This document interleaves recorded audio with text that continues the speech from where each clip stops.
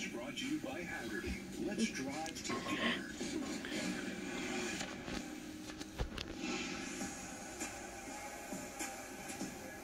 The cool thing about the exotic show is that you see some cars that you never ever see otherwise. Truly some spectacular, one-of-a-kind cars.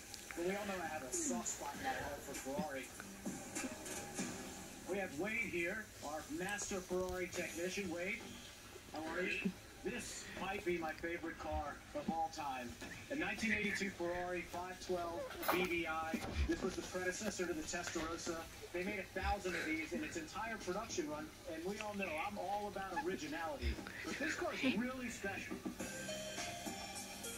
The original owner of the car wanted some upgrades, so it's what we call a resto mod. Originally, they were a little bit lazy when you take off because they had the transmission geared where you were more top speed. So we modified the engine with different pistons with a little more compression. We changed the valve job and the way the valves are in the head. We changed the camshaft, which upped the horsepower and the torque, so it actually takes off a little faster than it did before. The insulated panel on the rear there, they don't do that, so it would melt the taillights sometimes. We just decided to do the insulation to keep that from happening. That right there is worth every dollar.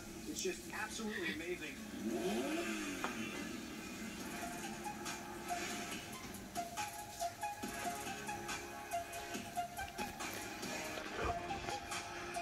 Wow, look at this. Ooh, this is pretty. Well, looks like a 356, but not any 356 I've ever seen. What is this? Well, it started life as a notchback, which they made about 900 of them. I found a rusty one and thought, well, I've got an idea to recreate the missing link between 356 and 901. It's what I would call an outlaw. It's the 901P. The designer in Germany was Erwin Kameda, and he built a car like this in 1953. So they actually built one of They these. built one similar. I mean, obviously, I've taken some freedom to do it my way. We widened the car from 2 inches in the front to 6 inches in the back, so we could get bigger tires under it. The roof is 4 inches longer than the standard roof, and it's 2.5 inches lower, and then the double bubble gives you the headroom back. It's comparable in performance to a 911 RS.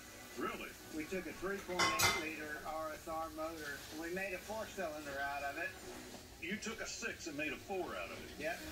And then it's all Motec, twin plug, fuel injected, 250 horse. Wow.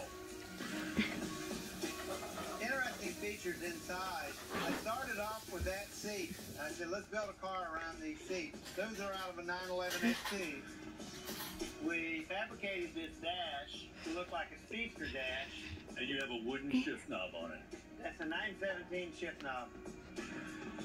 Man, this is really, really done well. Can you open this up? This looks like you've done a lot of work here as well. Under here, we made a gas tank for it. Wonderful. Show us what you have up here. Well, these windows were in the back seat kind of rattling around. I said, you guys have to put them in a leather bag or something to keep them from rattling around. This is what they came up with. Oh, what a nice touch. Those windows come out and they slide in the back. That's awesome. Well, it's certainly a beautiful, beautiful automobile. Well, thank you for it. Thanks a million for bringing it out. Thank you very much.